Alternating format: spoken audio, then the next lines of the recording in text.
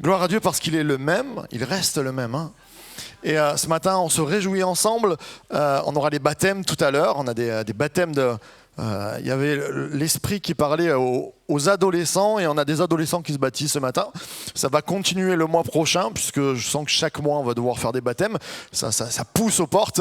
Donc le mois prochain, je pense fin du mois, on aura encore des baptêmes pour ceux qui veulent venir. On a des cours baptêmes aussi une fois par mois le jeudi soir. On va mettre ça en place parce que ça pousse aux portes. Il y a des gens qui trouvent l'espoir en Jésus. Amen. C'est juste grandiose. Et puis ce matin, on peut lui préparer le micro s'il vous plaît. Ce matin, je suis heureux d'accueillir plus qu'un Italien, un ami, on se connaît depuis de longue date. Il fait excuse-moi, mais ce matin je lisais Proverbe 27. Et dans Proverbe 27, vous savez que chaque jour, il y a un proverbe. Et il nous est dit, ne te vante pas que ce soit les autres qui vantent tes prouesses. Il y a des prouesses qui sont faites à Rive-de-Gier avec le couple pastoral, Karine et Mercioni, Martorano. C'est juste extraordinaire ce qui est en train de se passer. J'aimerais qu'on puisse l'accueillir comme il se doit.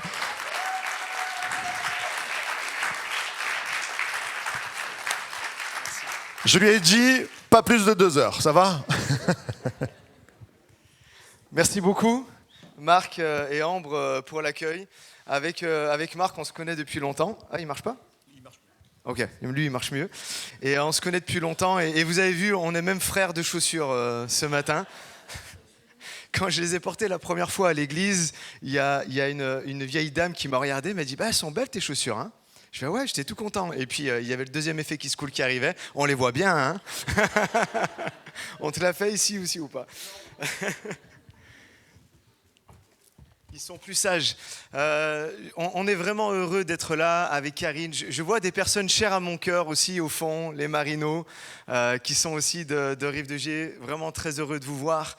Merci aussi à Esther et à Enzo pour votre accueil.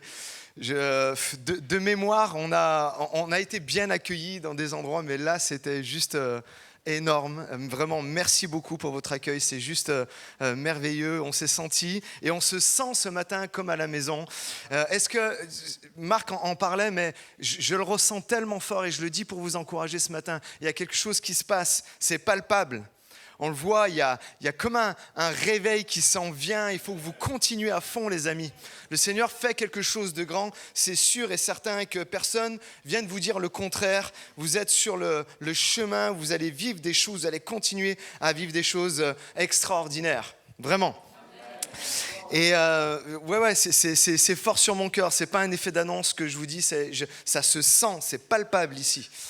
Avant de commencer, j'aimerais peut-être, est-ce que vous connaissez cette histoire? C'est l'histoire d'un jeune prédicateur qui était en formation. Et puis, il était là en train de prêcher derrière son pupitre.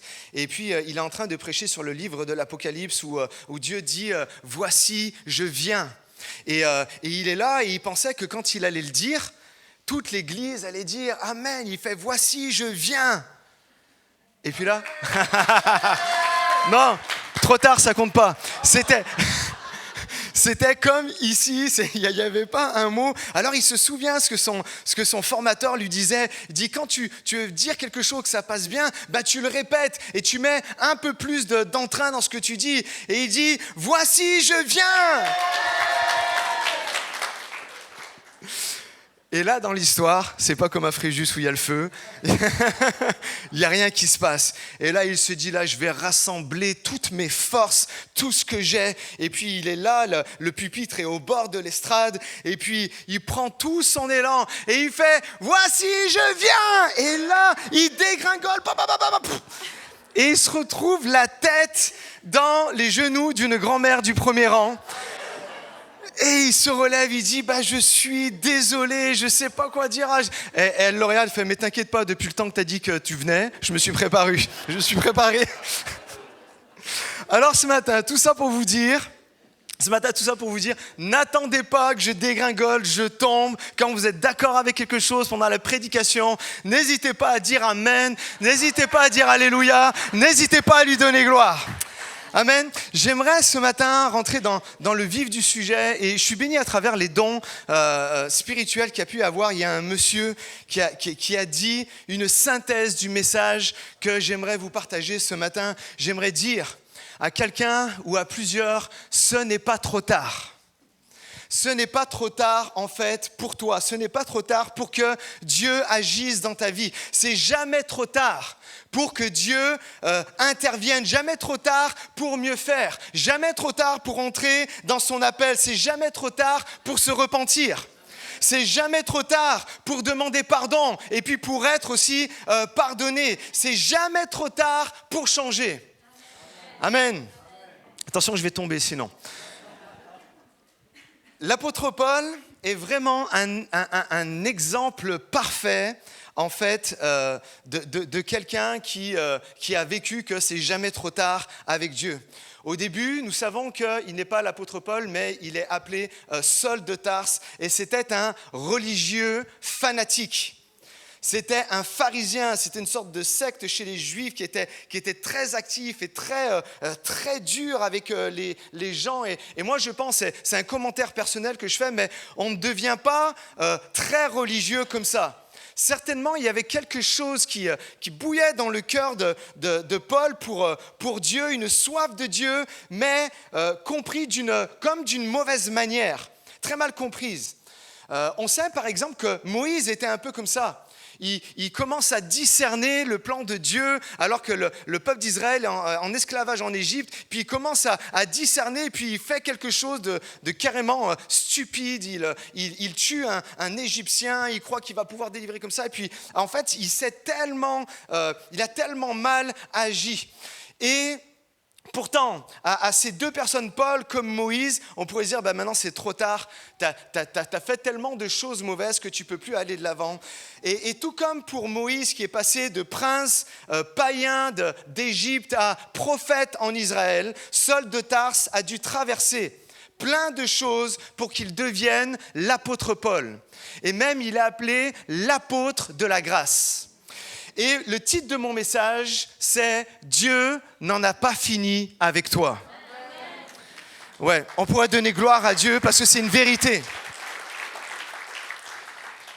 C'est pas trop tard, même si tu as fait plein de choses, tu te dis « mais c'est pas possible que Dieu m'accepte, c'est pas possible qu'on puisse m'accepter dans une église ». C'est pas trop tard pour que tu changes et que tu deviennes ce que tu aurais déjà dû devenir. C'est pas trop tard.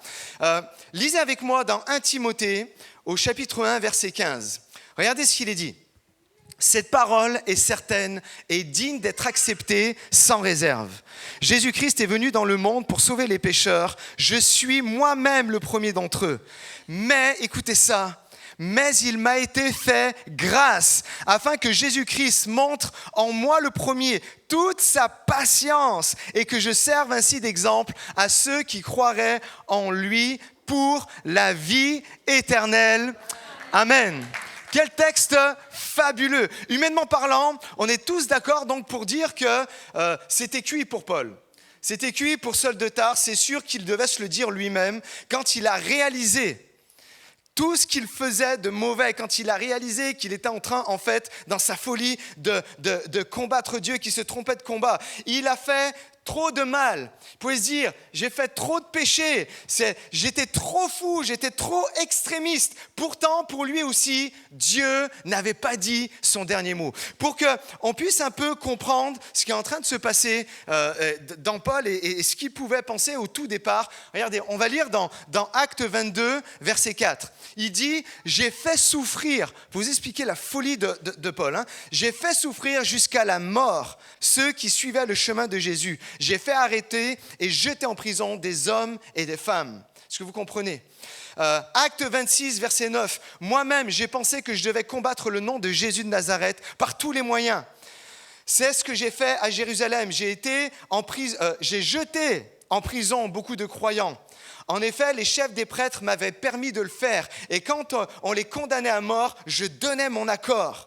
Je passais dans toutes les maisons de prière. Je faisais souffrir les croyants pour les forcer à insulter le nom de Jésus. J'étais vraiment fou de colère contre eux et je les poursuivais jusqu'à dans les villes étrangères. Est-ce que combien ici comprennent que pour Paul, c'était mal engagé et que quand il a commencé à réaliser, il devait y avoir toute une culpabilité qui était là. Et on comprend mieux pourquoi aussi Paul dit « moi, le premier des pécheurs ». Après tout ce qu'il avait fait, quelle rédemption pour lui, quel pardon pourrions-nous lui accorder? C'était un fou, le gars. Il était sincère dans ce qu'il faisait, mais il était fou, carrément détraqué. Et là, la Bible nous dit, sur le chemin de Damas, il fait une rencontre personnelle avec Jésus. Et là, littéralement, j'aime tellement cette expression, il est touché par la grâce. Il est touché par la grâce de Dieu et il écrit, comme on l'a lu, « Mais il m'a été fait grâce ». J'aimerais vous dire, et c'est mon premier point ce matin, si tu peux afficher, la grâce est plus forte que la culpabilité. Aussi grande soit-elle. J'aimerais vous dire tout de suite que quand Jésus vous montre, quand le Saint-Esprit se sert de quelqu'un ou de quelque chose, d'une situation, pour vous montrer que vous êtes sur le mauvais chemin et que vous le réalisez, ne passez pas votre temps à vous lamenter et à culpabiliser. Tellement, en fait, font l'erreur. On comprend, c'est l'œuvre du Saint-Esprit qui fait ça. On comprend qu'on a fait quelque chose de mal, mais parfois des gens, et même des chrétiens, passent leur vie entière à bloquer sur ça et à culpabiliser. Comprenez ce matin, la grâce, en fait, c'est comme si vous aviez des ailes qui vous permettaient de vous envoler de votre situation de péché. Amen. La culpabilité est une étape dont Dieu se sert pour vous amener à la grâce, mais ce n'est pas la destination finale. Amen. Ça, c'est l'ennemi de nos âmes qui nous fait croire que c'est le terminus. Non, il y a plus que la culpabilité, il y a la grâce de Dieu qui est là pour chacun d'entre nous. Amen. La culpabilité te sert à te rendre compte que tu as mal agi, donc te montre qu'il faut que tu changes et que tu demandes pardon et que tu réalises que la grâce de Dieu est plus forte que le péché qui est confessé. Le péché qui dit, le pécheur qui est là et qui dit « Seigneur, j'ai mal agi, j'ai besoin de ta grâce ». Et Paul savait ce qu'il disait quand il écrit aux Romains, là où le péché, et ça s'affiche à vos écrans, là où le péché a abondé, la grâce, qu'est-ce qu'elle a fait ? Elle a surabondé dans tout cela. Amen. Alors ce matin, réalise cela. Peut-être... oui, tu t'es trompé, peut-être tu as mal agi, et puis tu le sais, peut-être tu es là, et puis il y a comme une culpabilité. Demande pardon au Seigneur et blottis-toi dans la grâce de Dieu, parce que Jésus a tout accompli à la croix pour toi. Ça, c'est une réalité. Juste un instant, pensez avec moi. Bientôt, on va fêter Pâques, et puis il y a la croix qui est là. Et puis, il y a les 3 croix qui sont dressées comme les évangiles nous le disent. Et dans Luc 23, il est parlé qu'il y a 2 brigands et puis ils sont là à insulter. Puis d'un coup, il y en a un qui commence à comprendre ce qui est en train de se passer. Et puis, il est là et puis il regarde Jésus et puis il se tourne vers Jésus. Et il commence à défendre Jésus en disant « Mais nous, c'est normal qu'on est là, mais lui, regarde, c'est injuste. » Et écoutez ça, et c'est tellement fort. Finalement, ce gars n'avait rien fait pour Dieu. Il n'avait rien fait pour Dieu. Il n'avait rien fait pour plaire à Dieu. Bien au contraire. Mais la croix, ce lieu où l'amour de Dieu a pris tout son sens, a pulvérisé une bonne fois pour toutes l'idée que Dieu est un Dieu vengeur. Que Dieu est un Dieu qui est rancunier, que Dieu est un Dieu froid, un Dieu stoïque, comme étranger à la souffrance du monde, ou même un Dieu qui est exigeant, qui dit « vas-y, montre-moi ce que tu es capable de faire, et puis peut-être je vais te sauver ». Non. Qu'est-ce que fait Jésus ? Il regarde au cœur du brigand qui n'a le temps de rien faire d'autre que de demander pardon. Il n'a pas le temps de prouver, il n'a pas le temps de faire des gestes qui montrent qu'effectivement, il a bien changé. Et pourtant, Jésus le regarde et lui dit « Aujourd'hui même, tu seras avec moi dans le paradis. Aujourd'hui, je te donne le salut que la religion ne peut pas te donner. Aujourd'hui, je te sauve, même si tu n'as pas le temps de prouver quoi que ce soit. Et ce matin, j'aimerais dire à tous ceux qui ont vécu sous le poids de « je ne suis pas une bonne personne, je n'ai pas été digne, j'ai pas fait ce qu'il fallait pour Dieu », à l'image de cet homme qui n'a rien pu prouver à Jésus, mais tout ce qu'il avait à faire, c'était de demander pardon et de recevoir le pardon de Dieu. Oh, ce matin, attendez un instant, ce matin, déclarez avec moi, la culpabilité ne sera pas la destination finale. La culpabilité ne sera pas ton terminus, la fin de tout pour toi. Non, Jésus a justement pris tout cela à la croix pour que toi, tu puisses vivre. Alors, tu peux lui donner la gloire ce matin parce qu'il veut te sauver de ta culpabilité. Verset 16, il nous est dit, mais il m'a été fait grâce afin que Jésus-Christ montre en moi le premier toute sa patience.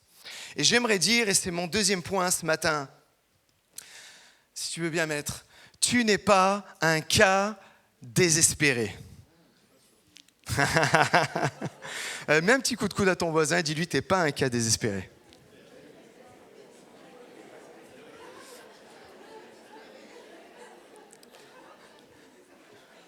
Des moments, on peut se le dire. Non, t'es pas un cas désespéré. Ou ce que tu traverses n'est pas une situation désespérée.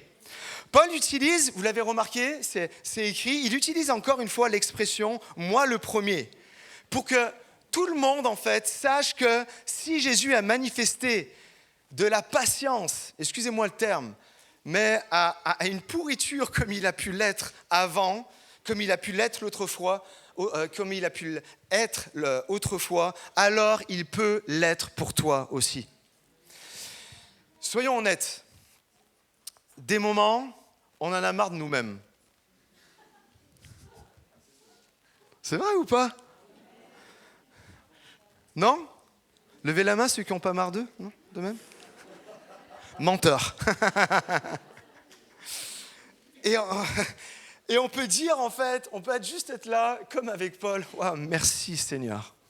Merci Seigneur pour ta patience. Le Seigneur te dit quand même lorsque tu te regardes d'une manière découragée, le Seigneur te dit, j'en ai pas fini avec toi.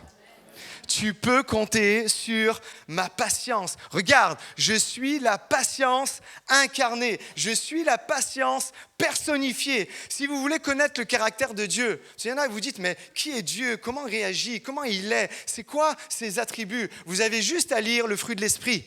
Dans Galates 5, Dieu est amour, Dieu est fidèle, Dieu est bienveillant, Dieu est maître de tout. Et Dieu, vous pouvez lire parmi les 9 caractéristiques, Dieu est patient. Souvent, on entend des gens en colère dire à d'autres, par manque justement de patience, j'en ai fini avec toi. J'en peux plus de toi. C'est fini, je ne veux plus entendre parler de toi, je ne veux même plus qu'on cite ton nom dans ma présence, je ne veux même pas recevoir un message de toi, je ne veux plus rien avoir avec toi, je coupe les ponts. Mais écoutez-moi bien les amis ce matin, jamais le Seigneur ne vous dira ça. Au plus bas que vous pouvez être, jamais le Seigneur ne vous dira ça. D'autres ont pu te le dire, d'autres ont pu te rejeter, d'autres ont pu t'écarter, d'autres ont pu t'évincer. Mais au contraire, ce matin, il te dit, j'en ai pas fini avec toi. Je suis patient. Avec amour, avec patience, le Seigneur te dit, on va y arriver ensemble. On va y arriver ensemble. Quelqu'un devrait dire amen, c'est sûr.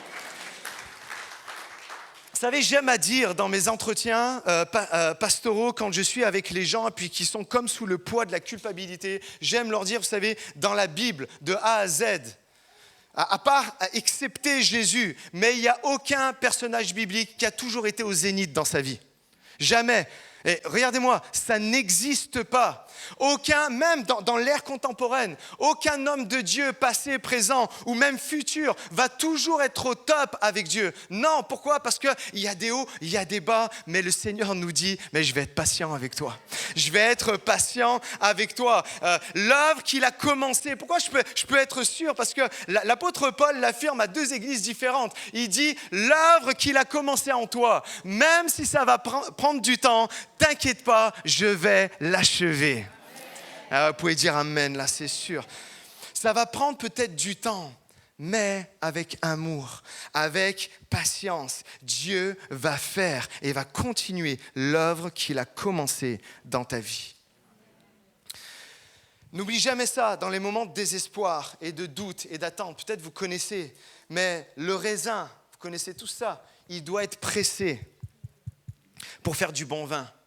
C'est sûr, il y a des moments c'est dur, Les diamants se forment sous la pression. Les olives, c'est un pays de l'olive ici, hein?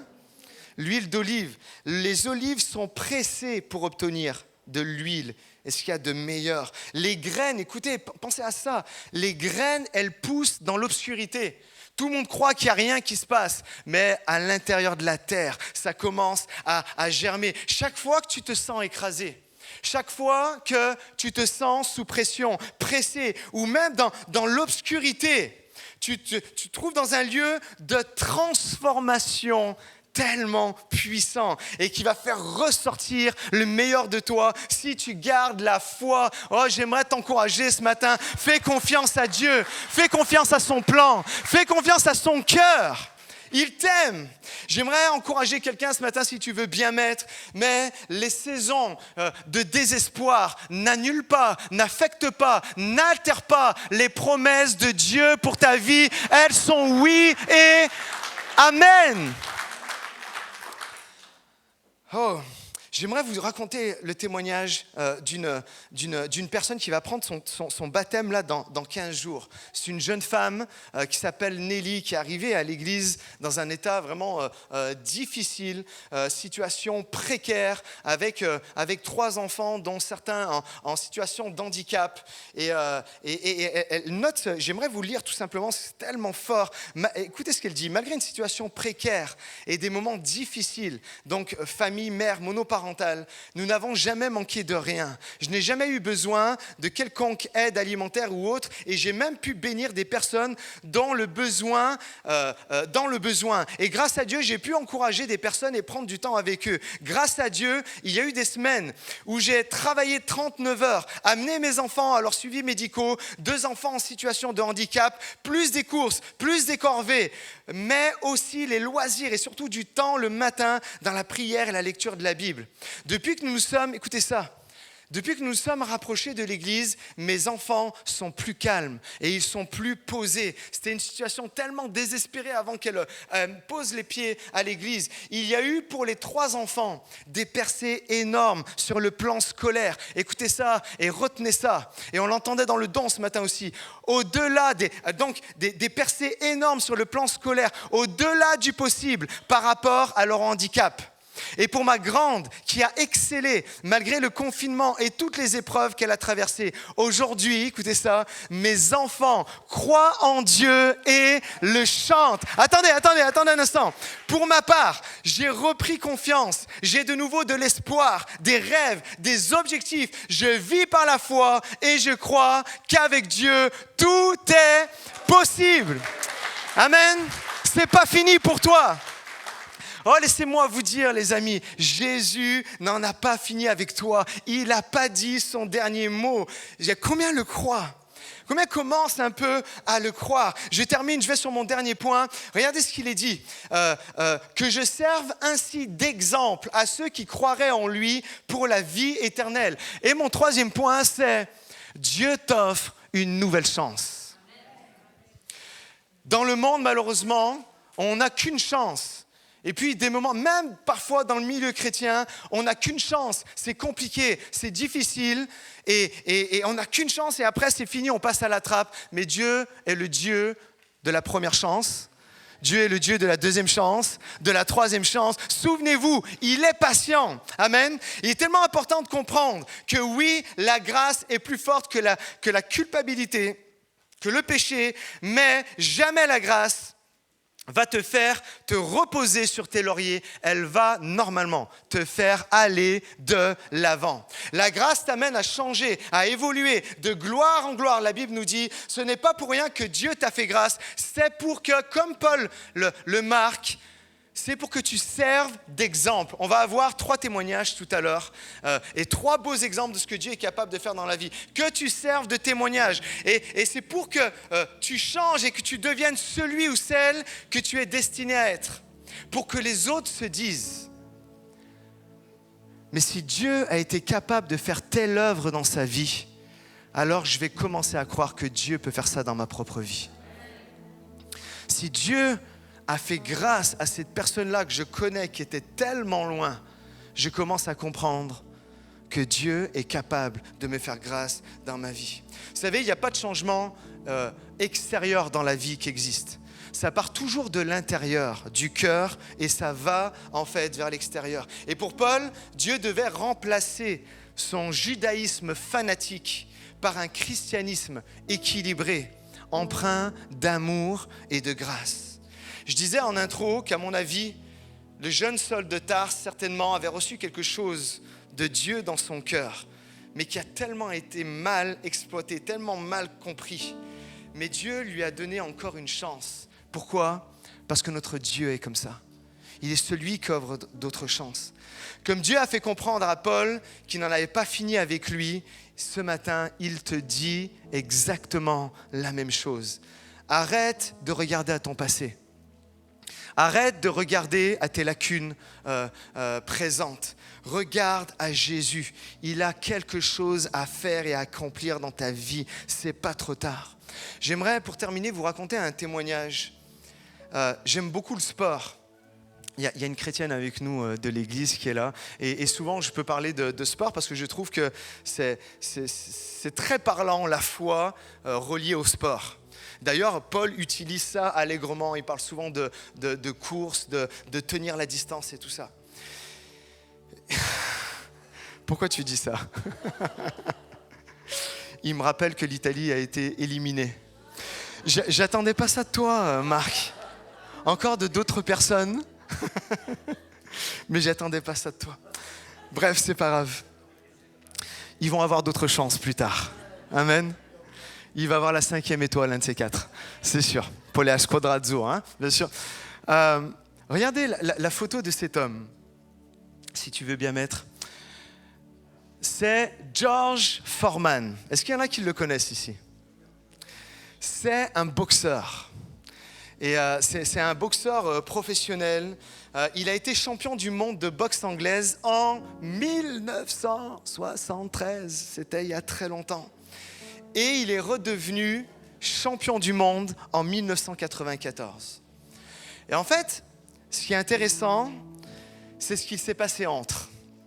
En fait, lorsqu'il devient champion du monde, il est jeune, il est fougueux, il est promis à une belle carrière, il est très talentueux, mais arrive le moment où il est défié par le grand Mohamed Ali, qui était sur le retour. Et tous les pronostics, et donc le combat est prévu, et tous les pronostics et experts donnent Foreman largement vainqueur. Oui, mais voilà. Qu'est-ce qui s'est passé ? C'est que Foreman a été trop sûr de lui.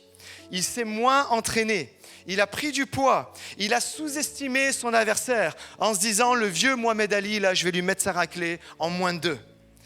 Et ce qui devait arriver, arriva. Il perd son combat contre Mohamed Ali et il perd son titre dans un combat légendaire au Zaïre pour ceux qui connaissent. Et là, c'est une vraie catastrophe pour George Foreman. Vous savez, ce sentiment que vous savez que vous êtes le meilleur, mais vous n'avez pas donné le meilleur. Et vous en subissez les conséquences.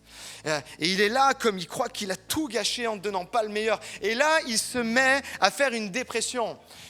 Il fait des combats, il veut sa revanche, mais la revanche n'arrive jamais. Mohamed Ali a très bien compris, il ne veut pas rebattre contre George Foreman. Et il fait quelques combats, mais l'histoire nous dit qu'en 1977, il fait un combat, il prend une raclée monumentale. Et là, alors qu'il est dans les vestiaires, il est en sang, il est vraiment abîmé. Eh bien, et c'est lui, vous pouvez retrouver son histoire, je l'ai vu en vidéo, c'est juste énorme. Il dit qu'il fait une rencontre avec Jésus.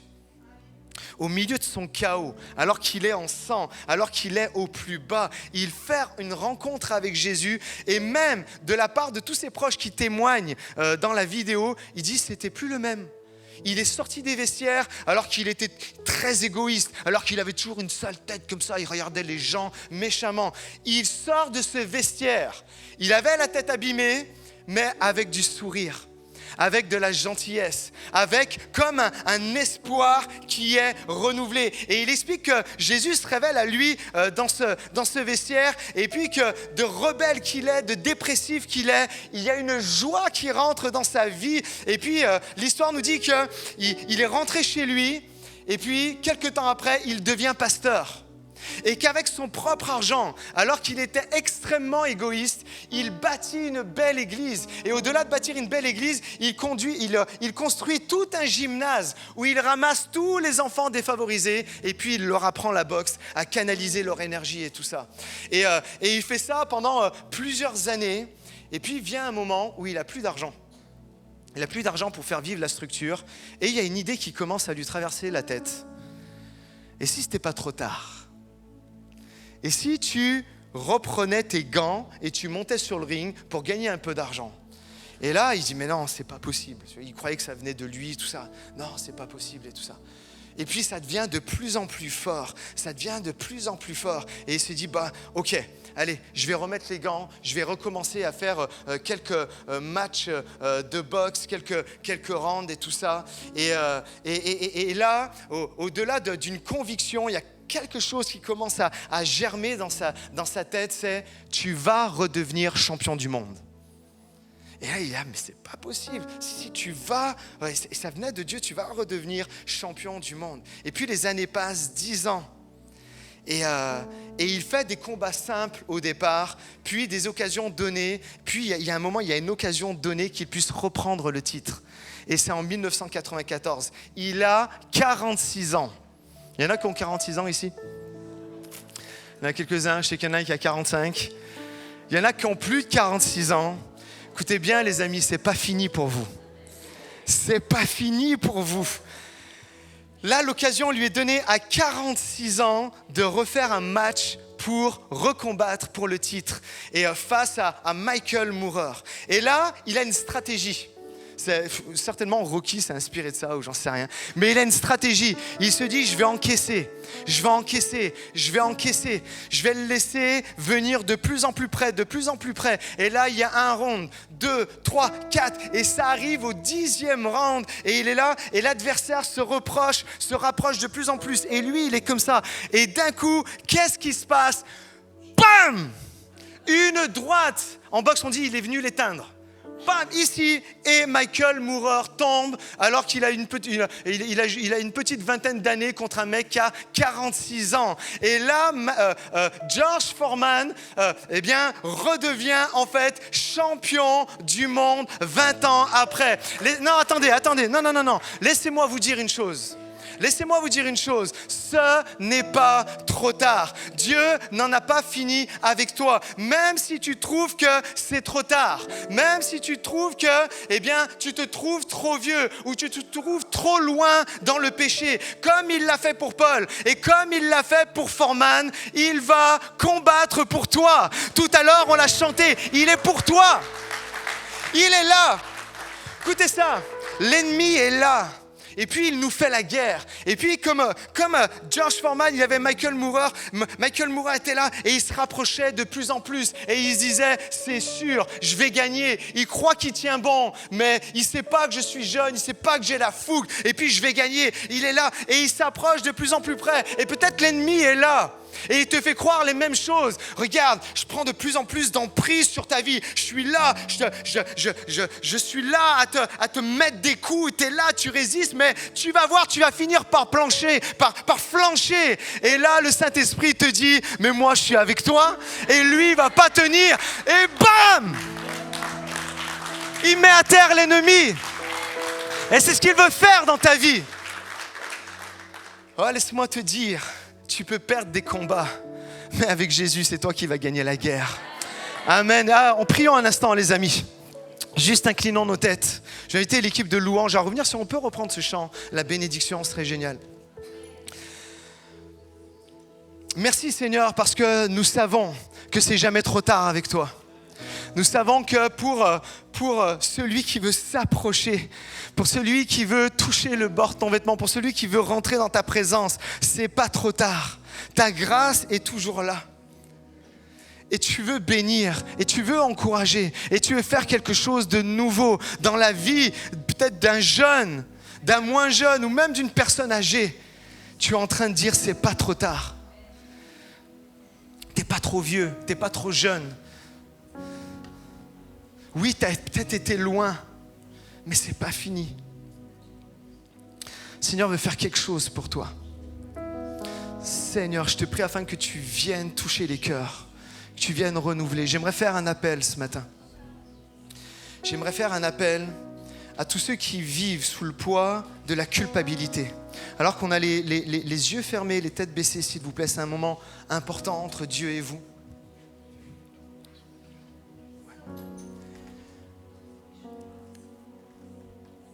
Peut-être tu es là, tu es dans la culpabilité. Le Seigneur te dit, c'est pas trop tard pour toi. Juste viens, la grâce, elle est là. Nous sommes encore aujourd'hui en l'an de grâce 2022. C'est pas trop tard pour toi. J'aimerais faire ce premier appel.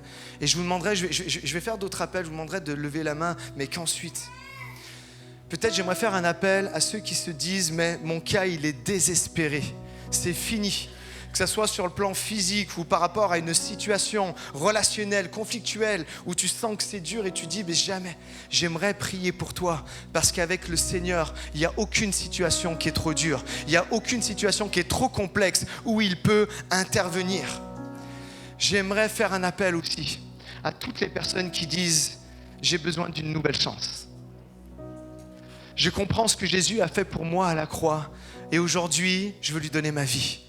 Je comprends qu'avec Jésus, comme ça a pu être le cas pour le brigand à l'époque, peut-être tu es là et puis tu ne peux rien prouver aux autres pour le moment. Mais le Seigneur te regarde et il te dit juste, viens dans ma présence. Viens avec un cœur repentant. Et je vais faire une œuvre nouvelle dans ta vie. Toutes les personnes qui se sont senties interpellées par ces appels, je demande tout simplement de lever votre main à votre place. Une main se lève, encore une main. Encore une main se lève, une main se lève, encore une main au fond, devant. Encore une main se lève. Alléluia. Amen. Amen. Est-ce qu'on pourrait se lever tous ensemble? J'aimerais prier pour vous.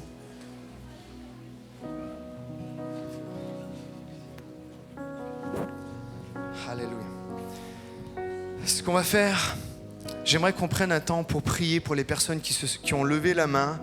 Et puis, peut-être, vous n'avez pas encore osé lever la main, mais je vais demander à toutes les personnes qui ont levé la main de vous approcher sur le devant. J'aimerais prier pour vous. J'aimerais prendre un temps où je crois que Dieu va faire quelque chose de nouveau dans cette journée. Comme il a pu le faire pour les baptisés qu'on va entendre aujourd'hui, comme un nouveau départ dans votre vie. Venez sur le devant. Vous avez tout l'espace. Prenez, venez, puis on va être conduits dans la présence de Dieu à travers la louange. Venez sur le devant. Peut-être il y en a d'autres. Même quand on va commencer à prier, si vous voulez que Dieu intervienne dans votre vie, laissez pas passer ce moment. Si Dieu frappe à votre cœur, n'attendez pas, ne remettez pas. Dieu va faire quelque chose de nouveau dans votre vie. Alléluia.